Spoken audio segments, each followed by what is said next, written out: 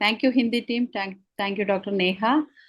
Now we are going to start English session. Today is our 1932nd day of continuous webinar. Thank you all the participants for joining with us. Before beginning the session, we'll have a silent prayer. Good evening and welcome once again. Today is our 1932nd day of continuous webinar. Today's our speaker is Dr. Jessica Monteiro. She is the Associate Professor in the Department of Medicine in KLE, Homeopathic Medical College, Belgavi. She is having 14 years of experience and 11 years of teaching experience. She is currently pursuing fellowship in medical education. She got MSc in psychology, MD in homeopathy. I'm so happy to welcome Dr. Jessica Monteiro to our webinar. Thank you so much. You're welcome and you can start now. Dr. Jessica, you're welcome. Please. You started sharing the slides, right?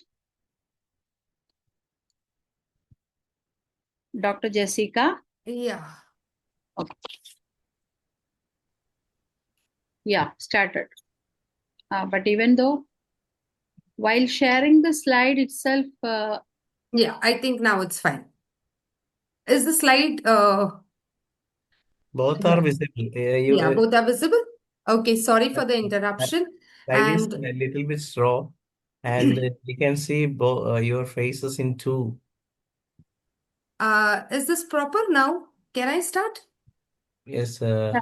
You can Yes. start, but the slides are small too. Okay. Can you enlarge that? If No. you can, otherwise, no problem. You can continue Is the this class. okay? Okay. Is this fine? Yes. I put it on full screen now. Okay. Yeah. Okay. So thank you so much once again for inviting me for another session. It is always great to be back here and share some of our insights. In fact, not share, it is just what we exchange about what we know, and it's a two-way learning from each other. So again, good evening to everybody, and Ram Prasad sir, Ram sir, good evening. I'm always so happy to see you. With this, we come to another topic. What we will be exploring is when we interact with the patients, when we sit in our consultations, we normally look at the symptoms, what the patient is coming to us, and most of the times for us symptoms are always what the patient talks. It's always the verbal symptoms, but like we understand body language or communication, it's just 50% or less than that, that what a person communicates is by the words, by verbal, and most of the communication is non-verbal communication. If you go to the theories of communication, Meherpan's communication theory, it just says that we have 7 to 10% of the verbal communication which we exchange while interacting, but most of the time it is the non-verbal communication. And for us homeopaths, it's just not understanding what the patient is saying, but most of the time it is also understanding what the patient is not saying. It's so important for us because we want to know the holistic understanding of what the patient is saying. Most of the time, the patient may not say what he wants to say, is not able to say what he wants to say. So, when we concentrate or when we give equal importance to both what the patient is saying, what the patient is not saying, I think we are much better in understanding our patients. And with that idea, I thought, let me take this unique topic which helps the participants or the interactors to interact about some non-verbal symptoms and its association with common homeopathic remedies. So, what are the objectives of my session? Today, I would like to just bring to view what's the importance of non-verbal cues in homeopathic practice, and a few understanding about the common non-verbal symptoms of few normally polychrist remedies, or the common homeopathic remedies which we normally see, or we come across in our homeopathic practice. So when we want to start with understanding nonverbal symptoms, there are few nonverbal symptoms. Of course, there are so many nonverbal symptoms that we would try to understand, but few of the common symptoms which we come in, we usually interact, or when we see during the interaction with the patients, are gestures, postures, facial expression, and certain kind of behavioral patterns. So these are the common important non-verbal symptoms that we need to look when we are concentrating on the non-verbal understanding or of the patient. So now, what are gestures? Gestures normally are very important when it contradicts what the patient is saying. When do we need to look for gestures? Need to look for gestures when your patient is saying, no, I am happy, but he doesn't look to be happy. And then that is the time you have to look for gestures when there is a contradicting speech. So when we talk about our different types of patients, we have variety of patients with lot of symptoms, patients with minimal symptoms, patients with so many varieties, and gestures play a very important role when we want to understand such patients. It's very important when we want to understand the emotional and social communication, what the patient is trying to communicate to the opposite person. In our case, it is the patient. What is the patient trying to tell in his emotional sphere? What is his social interaction, or what is his social understanding? How is he interacting with his surrounding and environment? And when we think about his understanding, because these gestures give us an overview of the emotional and the social sphere of what the patient is at that particular time, or maybe what he has gone through a last few days, or it could be a sum total of what he has been experiencing in the last few days. And a very important thing is it also acts a bridge between the thought and the speech. When your thought and the speech are coinciding and your gestures are also adding to it, you are more confident about what the patient is speaking. But when the thought and the speech do not match, maybe probably again, that's the way of us understanding that we need to dig into deeper. Most of the time, of course, we are all seasoned homeopaths here. Most of us attending today are homeopaths who have seen n number of patients. But when we want to talk to our budding homeopaths, probably when they do not know what, when the patients do not open up, probably gestures play a very important role.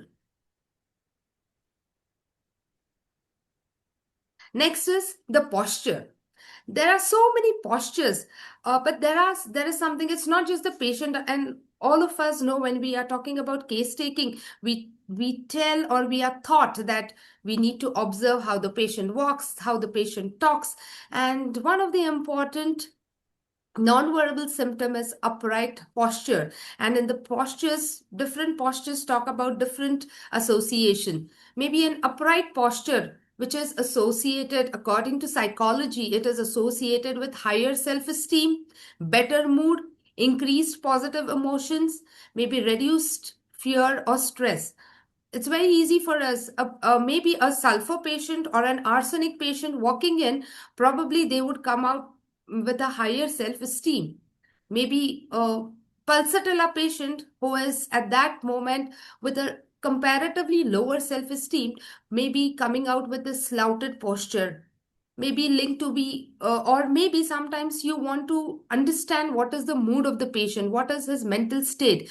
Probably the posture could be an opening vent where they would be able to express how they are feeling. Most of the patients who are with a low mood feeling hopeless, depressed, maybe patients, natremure patients, patients like carbo-veg who are very fatigued. All these patients, most of the time, give us an overview of how they are expressing their symptoms in terms of posture. Next very important thing what we would like to understand is the facial expressions. Now, why are facial expressions so important? Facial expressions are very important because they help us in building rapport and empathy. And here, mind you, today I'm just talking about the facial expression only about the patient and we as homeopaths, what are the facial expressions we need to look in for. But let me just give a note of caution that facial expression is a two-way communication. The way you give your facial expression is most of the time you get a response. So today we may not be talking about facial expression of the consultant or the homeopath. We are just looking at what are the different facial expressions, different symptoms come with. But like we are discussing why they are important. When the patient is having different facial expression, you get a cue of how you need to have your communication. If the patient looks to be very angry, or maybe the patient is not really in a very good mood, doesn't look to be very maybe confident, or maybe doesn't look to be a patient who is ready to give his symptoms, probably you can think of how you can slowly enter into the conversation. Sometimes facial expression also give us an overview about something that the patient is trying to hide. Deception is mostly seen through the facial expression. It may be masked, or it may be uh, uh, a type of deception which the patient is giving. It helps in regulating interactions. So when the patient is having, if you are paying a lot of attention to the kind of facial expression the patient is uh, reflecting, maybe your interactions can be focused or regulating in those directions. And very important for us homeopaths is it also helps us to form certain impressions about what exactly is the patients. As we journey through this session, probably we'll come to know how patients with different kingdoms, maybe animal kingdom, maybe a mineral kingdom, what could be their impression when you immediately look at their non-verbal cues. So that helps us in giving some slight impression about what could be the tentative remedy or the simillimum the patient would be likely to express. So that's a very important understanding about the facial expressions. So this is the first introduction about was why facial expressions, why gestures, why postures, what are the different postures and what they indicate. So with this introduction, let us move towards some of the remedies which help us in understanding the different non-verbal cues which common homeopathic remedies try to reflect. Let us talk about a very famous or a common remedy, sulfur. What are the typical gestures a sulfur patient would tentatively? I'm not saying that all the sulfur patients would be coming out with this and this only symptoms, but most of the times, understanding and going through the literature, we understand that a sulfur patient typically has hand expansive movements. They move a lot, hand waving while expressing their ideas. Like we all know in the materia medica, sulfur ones are highly intellectual patients. They are filled with pride. They are with a lot of intellect within them. And when they are talking, they are deeply buried into their thoughts of intellect. And you will see subconsciously or unconsciously, they will start moving their hands, waving their hands while explaining their ideas because they are ingrained into that. They are too much of inflated ego. If you go through the literature, if you go through homeopathic psychology from Philip Bailey, you will see that he says that sulfur patient says that I know better than anybody else. That is the inflated ego a sulfur patient normally has. And when he is talking about, you will see the sulfur patient most of the time pointing the fingers upward, outward, towards the consultants, towards the bystanders. So the pointing out gestures are very, very much outspokenly seen in a sulfur patient. They are restless gestures. If you go through the Materia Medica, you will see Dr. Kent explaining sulfur, that by 12 o'clock, the sulfur patient starts, because of his hunger, because of his restlessness, he starts leaning towards the wall. That is what Dr. Kent explains. And they are into the restless gesture, restless posture or gesture. And you will see them very well explaining that. And hands express mental expansion and superiority. If you just give a thought towards the hand movements of a sulfur patient, they always try to point out towards their mental expansion, towards their inflated ego, towards their intellect, towards their superiority, that I have and I know a lot. Whereas if you just try to if you try to compare it with platina, Platina patient also is having superior gestures, but Platina feels that it is always touch me not. The Platina patient would not like to be touched by somebody. The Platina patients will have eyes expressions which say, I am better than you at a physical realm. The sulfur patient is more at the intellectual realm. So these are the changes in the typical hand gestures. If you want to understand a platina and a sulfur patient will have a lot of hand gestures, whereas a platina patient will have a lot of facial gestures. So that is how we can differentiate a platina and a sulfur in terms of superiority, in terms of inflated ego. Next, we come to a very nice remedy, we can say a pulsatilla.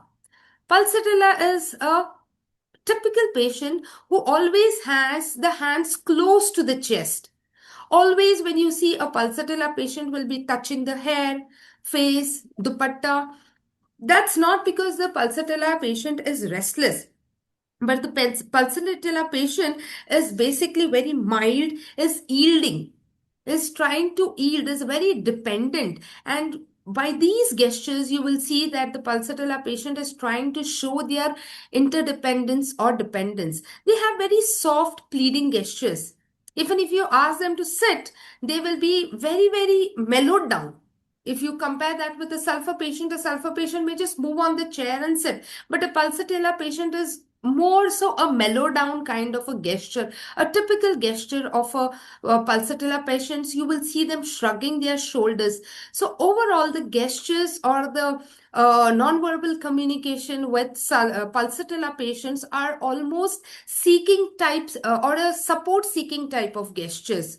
Very self-soothing. They will try to caress their hair. They will try to put on their dupattas. They'll try to touch their face. This is a self-soothing type of gestures which you normally try to see, or most of the time we come across patients having these type of non-verbal cues in drugs like pulsatilla. We come to another very important remedy, lycopodium. Now, lycopodium is basically a type of remedy which talks about hands behind the back. Now, they are normally patients who lack self-confidence, but they mask their self-confidence. Initially, they are very hesitant. They want to mask.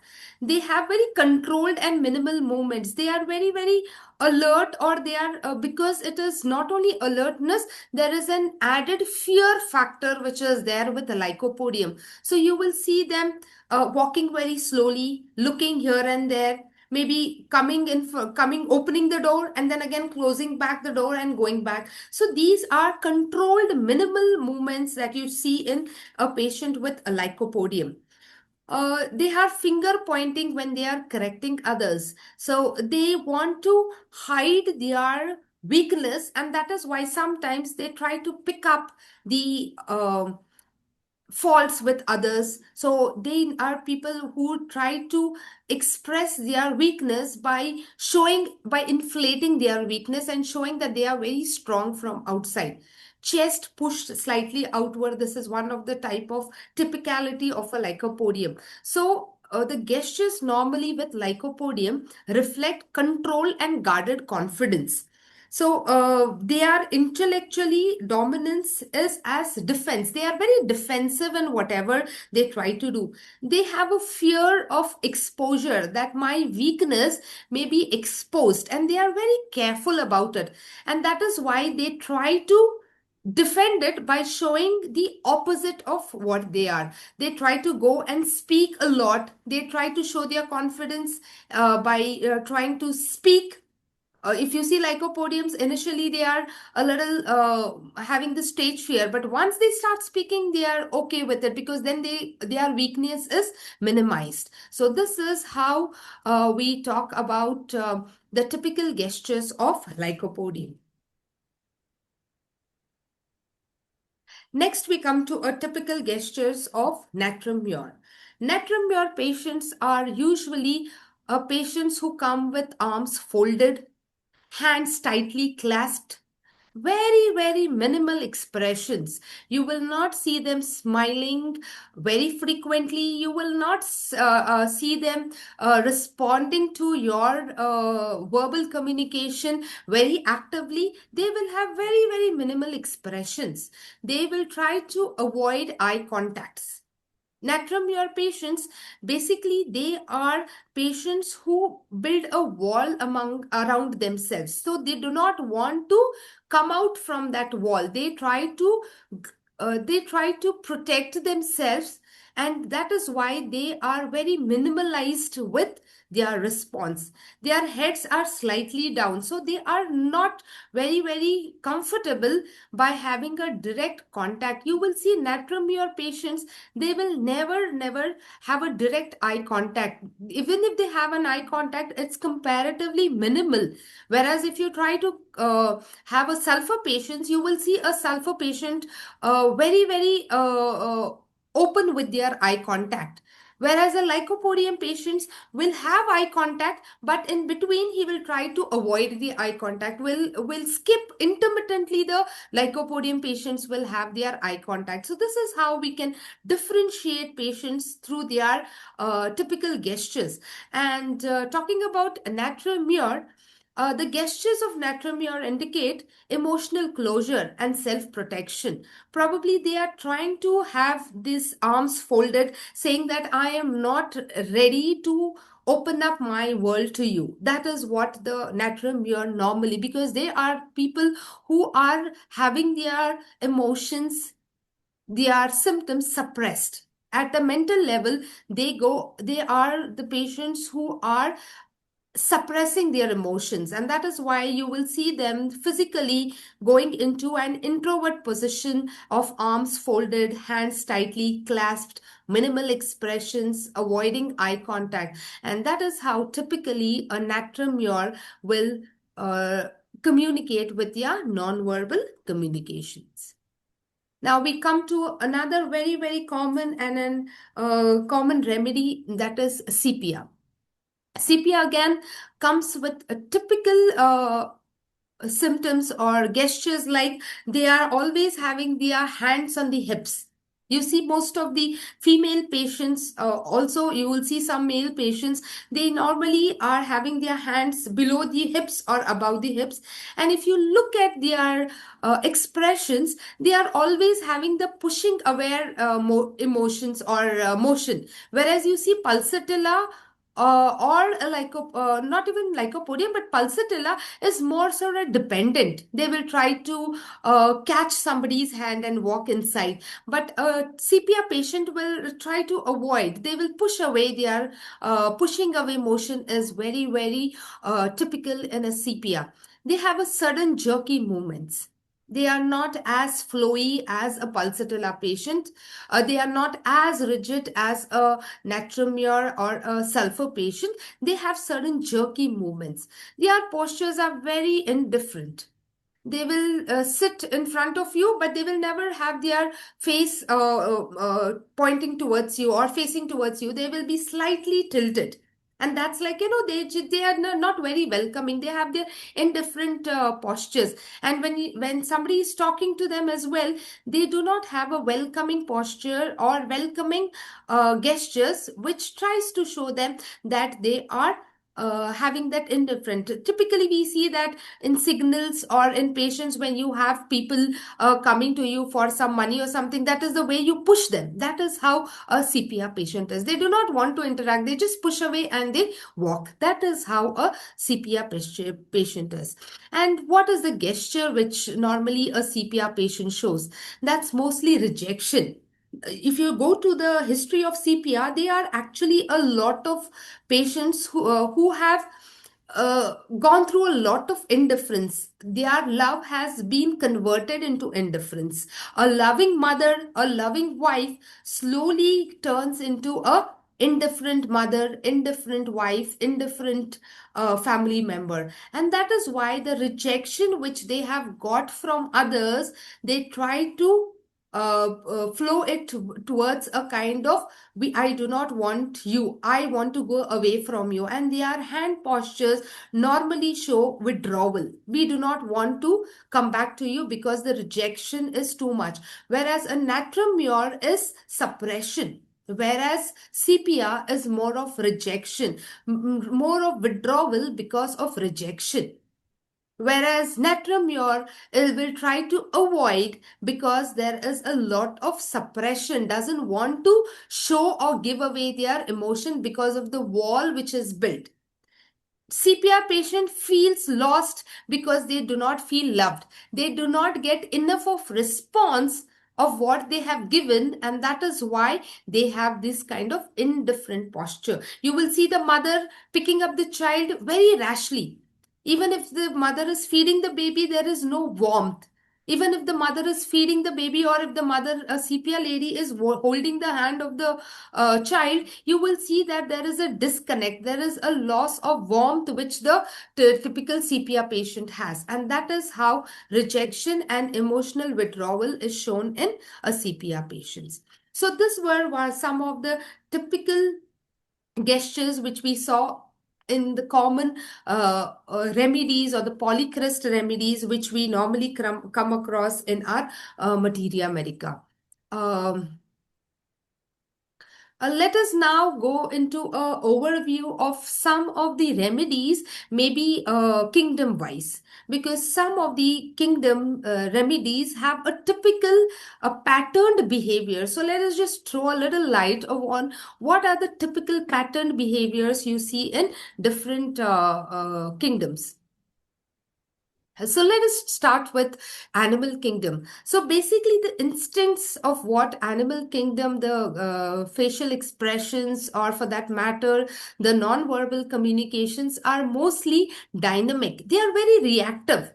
They are survival based. They walk very hurriedly. They have a lot of jerky movements. They are very busy in their moments. If you see at their moments, they are very restless, impulsive, hyperactive, overreactive. These are the typical symptoms or gestures which we try to find in animal kingdom. So let us just try to have a differentiation of a few remedies from the animal kingdom.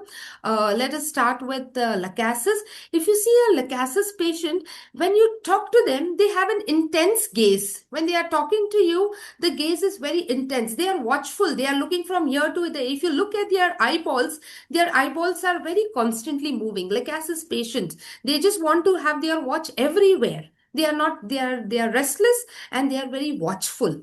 And when you look at their facial expression, they have a jealousy kind of facial expression. If you look at the animal kingdom, they are very watchful in that sense.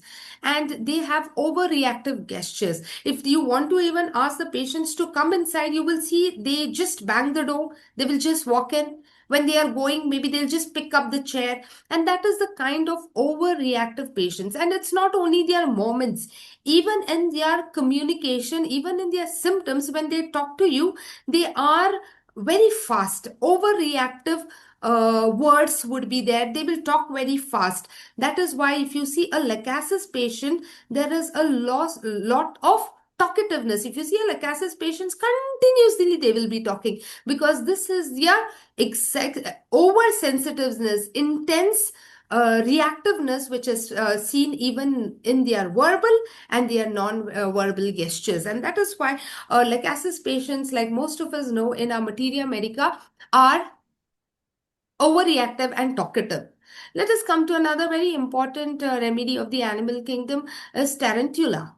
Tarantula is highly hyperreactive. You see a tarantula baby or a child in your clinic, you will see the tarantula child is always moving the chair, moving from here to there. The child is normally doing everything which is highly hyper reactive. So tarantula baby or the tarantula is highly hyperactive. They are dancing, they are fidgetive, very, very fidgety movements you see in a tarantula patient, which you normally don't see it in a mineral kingdom, or comparatively, even if it is in a plant kingdom. Plant kingdom is more so with fear. Here it is reaction. So they are having tarantula. If you see their jerky movements, they are very rhythmic. They have a rhythmic tapping. They had a lot of rhythmic movements. If you see apis in that sense, they are highly busy, highly restless. And if you see their reaction, it's highly irritable. They are very sensitive to touch. When we talk about medorinum, you see, they will never sit in the clinic with their legs together. Always there will be a restless legs which will be there with a medorinum patient. They have an impulsive behavior which is associated. They may have their movements very, very impulsive. To that extent, it is associated with violent behavior. And if you see typically medorinum, they bite their nails. They have the nail biting typical gestures, which are very, very common in a medorinum patient. So this is an overview about how the gestures of animal kingdom are normally seen. It's a very dynamic, reactive, survival based expressions that you see in a patients with animal kingdom. So let us move towards the plant kingdom. Plant kingdom patients are normally very sensitive. Their reactiveness is more so a reaction to sensitiveness. Their emotional expressions are high on because of their sensitiveness. If you see a Nux vomica patient, it is a reaction towards or irritable face because of the highly sensitiveness. They get highly irritated. Their postures are very rigid and they have impatient gestures. They will not be if you see Nux vomica patient, you will see they will be so impulsive to finish their work. Of course, when you look at the fastidiousness of Nux vomica, you will see they are so hurry-burry and they are so impatient to finish that particular work. So that's a typical of Nux vomica. Again, if you want to see pulsatilla, like we already saw, they have a very mild, very yielding gesture. And if you look at their facial expression, it's always a tearful expression, a mild expression. If you look at their eyes always wants to say that I need something. Pulsatilla patient is always speaking and trying to tell you that I need something. Seek support. Always a supporting kind of behavior or gesture. Let us come to belladonna. Belladonna is a very flushy. The sensitiveness is at the vascular level. You see, they have dilated pupils, flushed face, sudden movements, violent movements. This is how a typical expression of a belladonna patient is. Whereas if you want to try to just compare with aconite, it's not suddenness, but it is panic. Fearfulness is more in aconite as compared to belladonna. They are restless, but restless due to fear. Aconite patients will be moving from here to there. Nux vomica will be moving from here to there because they are impatient. Aconite patient will be moving from here to there because they are fearful. They are scared that something will happen. And that is why you will see that aconite patients normally have this kind of restlessness which is associated with fear. And they have widened eyes because they are gazing at, they feel that time is passing slow, or maybe I am going to die, or this is a typical how aconite patients, they are very fearful, they are very expressive in that way of how they are feeling. So if you just want to sum up the plant kingdom is mostly associated with the type of behavior which is more so emotionally related, reactive due to sensitiveness.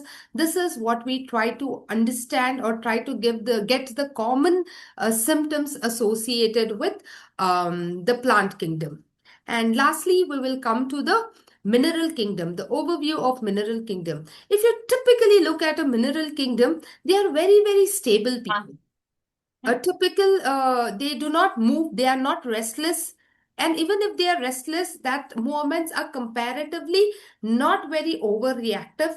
They have a very structured pattern, and this pattern is long term. If you see, if you ask their standbyers, you will see that these people have this movement for a very long time. So that is how these people represent or come out with their symptoms. Let us talk about calcarea carp. Calcarea carp are typical patients with sluggish movement, and they have this sluggish movements associated with a typical tired expressions. You will see them, you will see there are other symptoms like, always they have this sweaty head, tired feeling.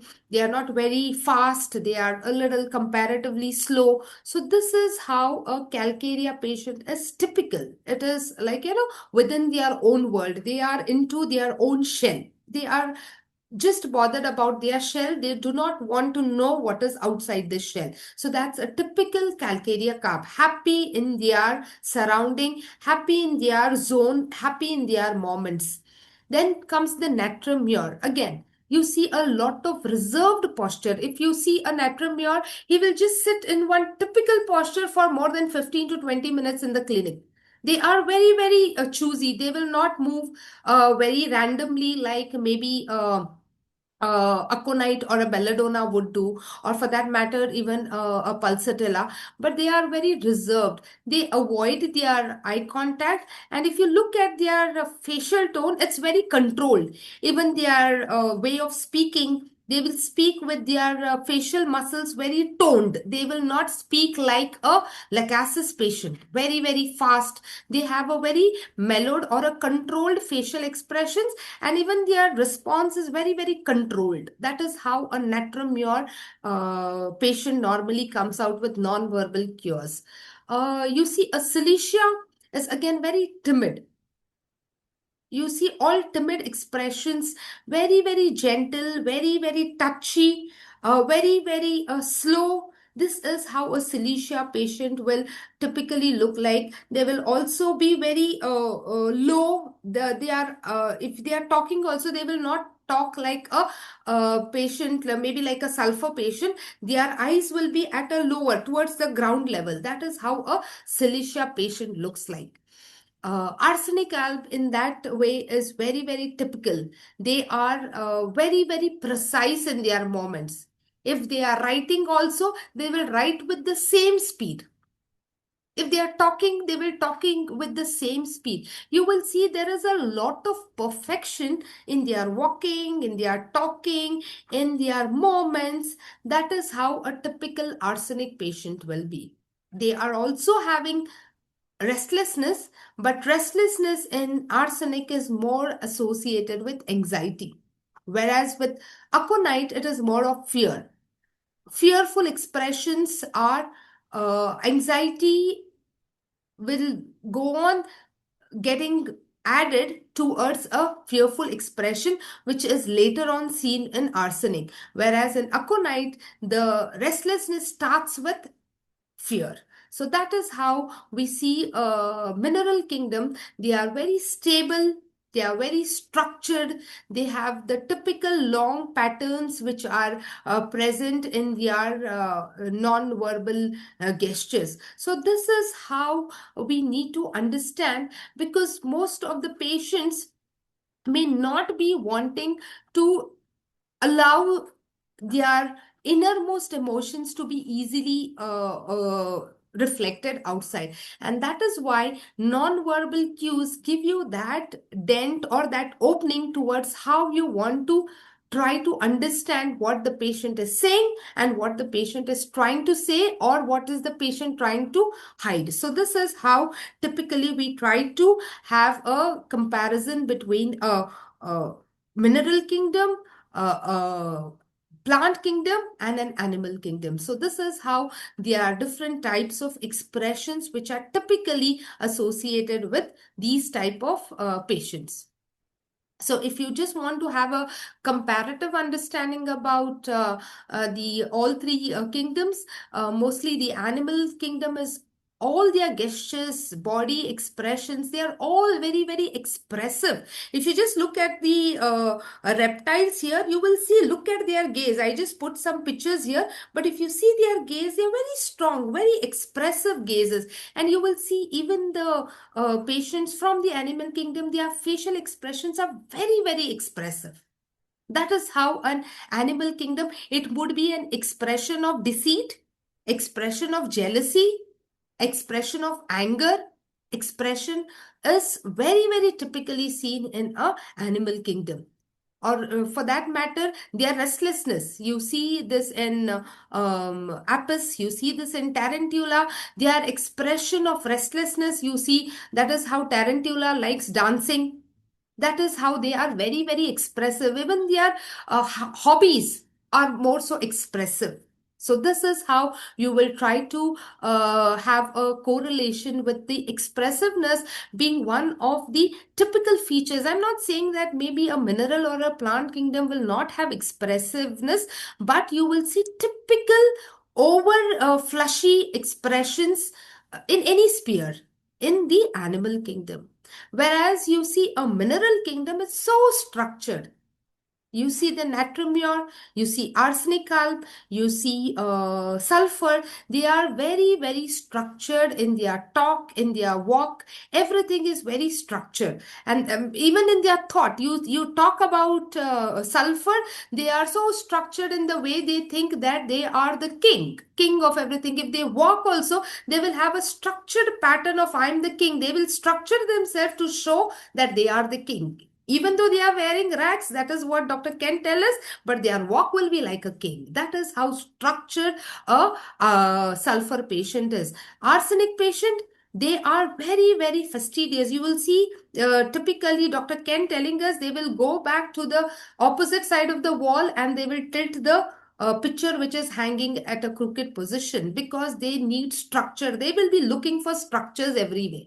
And even their symptoms are also very, very periodic. You will look at nitric acid midday, midnight. You will look at arsenic alb midday, midnight. So they are very, very structured. Even if you look at their odors, very, very structured. You see nitric acid, it is a horse smelling. It is very, very stringent, very, very odorous. Where you see arsenic alb, very, very foul smelling, offensive, very, very structured, where you know that this is typical arsenic. Whereas plant kingdoms, you don't see so much of structure. But mineral kingdom, you see a lot of structure. When you see this structured pattern following in their thoughts, in their talks, in their expression of odors, in their expression of periodicity, in their expression of time modalities, you know that it could be somewhere pointing towards a mineral kingdom. And lastly, we talk about plant kingdom. It is all associated with emotions. You see, emotional sphere is so much reflecting in a plant kingdom. You look at pulsatilla, it's always emotional. You want them, they are always seeking. You go to belladonna, again, it is a kind of emotional outburst what they have. Carbo. So these are the different types of emotions which are normally seen in a plant kingdom, they are always very sensitive, very emotional. That is how a typical plant will try to come out with their non-verbal cues. So to conclude with today's session, why is non-verbal cues very important?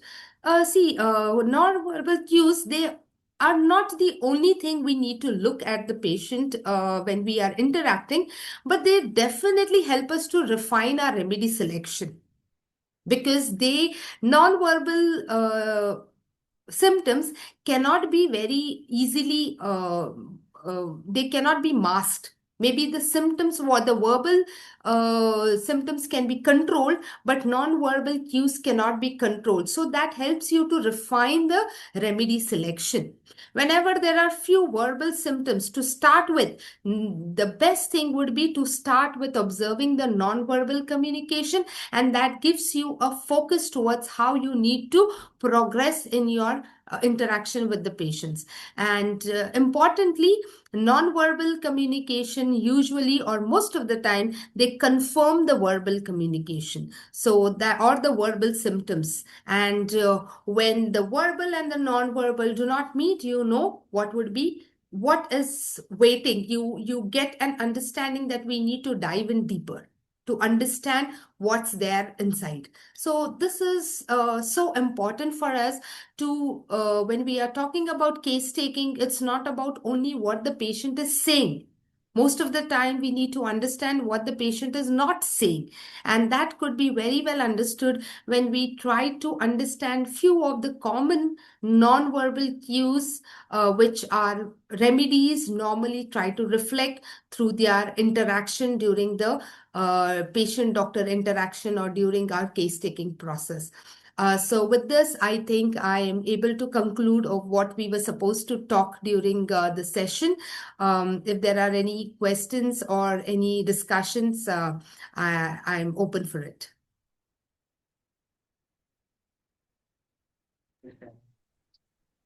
Thank you so much. Really, it is a wonderful session and very informative also. Thank you so much, all the participants. If you have any questions, you can raise your hand and ask question to Dr. Jessica. If you have any question, please come forward. Really interesting also. Very nice.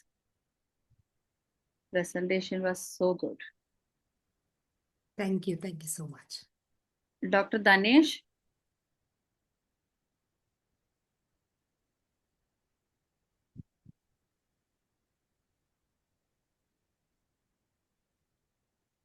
Dr. Reksha? Dr. Reksha, if you have any questions, you can ask. I will, Reksha Thakur.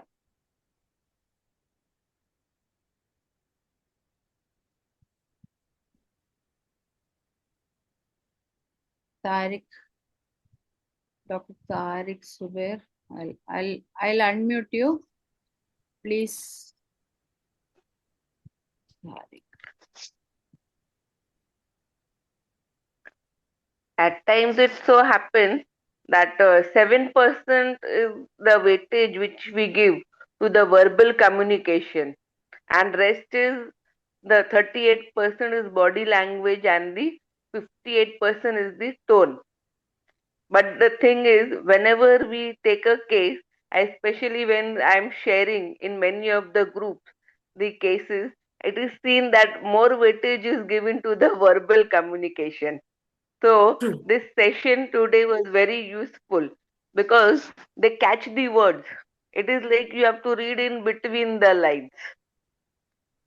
So True. many a time it so happens that only the words are taken into consideration.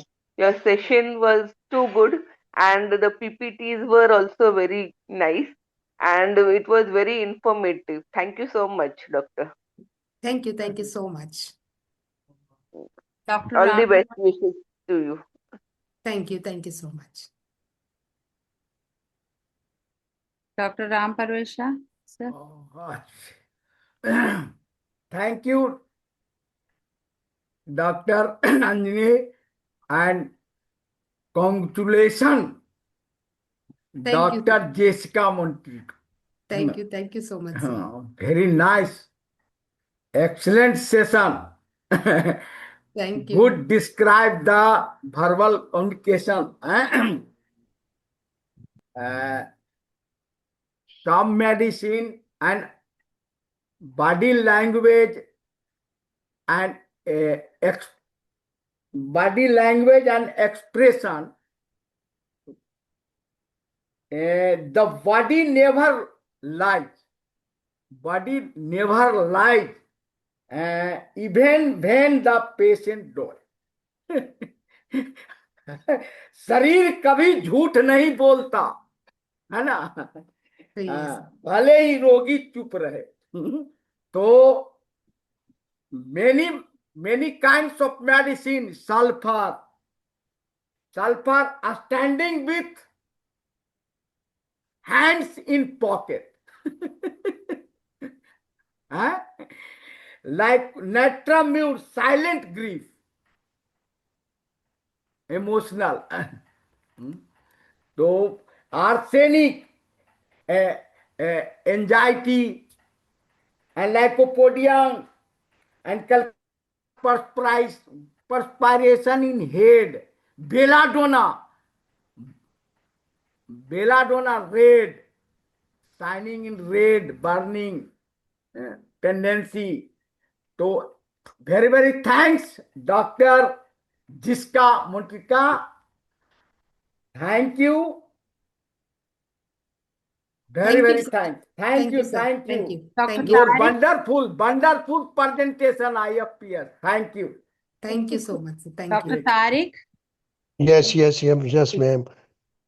Ma'am, the lecture in theory was very good, but such theories become only practicable when video sessions regard all which in which question answers from doctor and patients are carried out.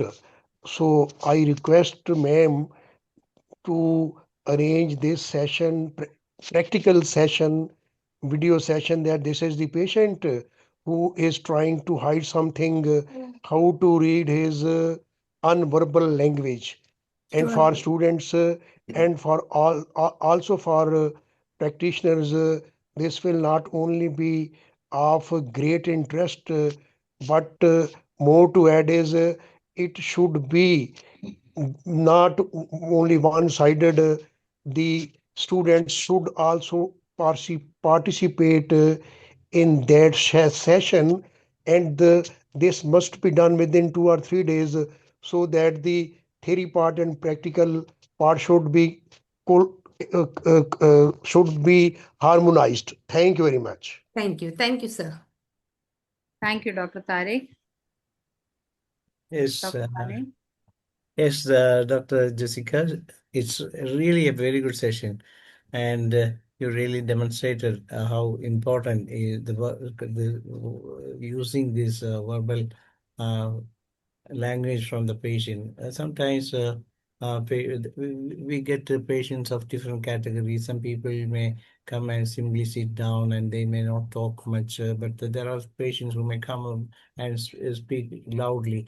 And so, "Oh, doctor, you are late. Why are you taking so much of time for this? And this is a really boring session. I was waiting. I have to go to my office." Like that, he's dictating his terms upon the doctor. So that is an example of a person who is always a choleric person. That is an axomic type persons always talk. But when a patient like forcers come to your clinic and you, doctor, your churidar is beautiful. You look so pretty in your dresses, and what kind of ornament it is? I thought that it's a gold. It is not gold. Yeah, but still it looks like gold. This kind of interaction is coming from a force or a patient. But when a pulsatile patient reaches to the clinic, as you described here, she just come and say, "Doctor, I have this much of problem." Then you start, "No, don't worry about all this." Then she may start crying, "Oh, doctor, I feel like this," and Then you try to consolate her. Then she suddenly changed the sadness into laughing, and that kind of sudden quick changes. And that itself comes from the verbal action. There is the patient, as a doctor, you need not to think about ask about what is your real problem, whether it is a the patient may be coming for fever, patient may be coming for a peptic ulcer, or sometimes she may be coming for a headache or migraine. Whatever be the disease, it doesn't matter. What matters is how the patient deals and how the patient talk and how the patient communicate with the doctor. So, for example, when a caustic patient enters in your clinic and he starts sitting there, and he may describe about some other thing rather than his own disease, but he may think, try to say, "Oh, doctor, my my my grandfather was not good, so I have tried. I was there with him, and he was having this much." So we may think that he is here to take some medicine for his grandfather, but actually he will tell about his problem only when we track what to whom he. Then only he may say, "Oh, doctor, I have a problem of recurrent nose sneezing. Do you have a medicine for that?" And then when you ask about why are you late in the clinic? "Oh, doctor, it was while I was coming over here in the bus, there was an incident where there was a dispute between an old person with the conductor. So I couldn't tolerate that much of talk from the conductor to this old man. So I stopped there and argued him, and then we took the bus to the police station, and we made a complaint there." That much of he cannot tolerate injustice, and that's the reason why he is talking like that. So we can find the medicine, whether he is having a peptic ulcer, migraine, or rheumatoid arthritis, whatever may be. You can just go ahead with Corsica. That will clear whatever may be the disease. That is a person. That kind of the that kind of the thing is there in the Materia Medica, and this is what we have to do also. So anyway, I was just adding to some more things to your presentation. Congratulations for coming out here and delivering such a wonderful presentation in this evening. Thank you, Dr. Monica. Thank you so much. Jessica. Thank you, Dr. Danesh, and thank you, Dr. Jessica. Truly informative and inspiring session. Come again. We are eagerly waiting for your next session. Thank you so much for your class, and thank you so much all the participants for with us. And come again tomorrow the same time. Now we are moving to the another session in our local language, Malayalam. So thank you all the participants. Good night, and I'm inviting. Thank you so much. Thank you so much. I'm inviting Dr. Mariamma John for moderating Malayalam.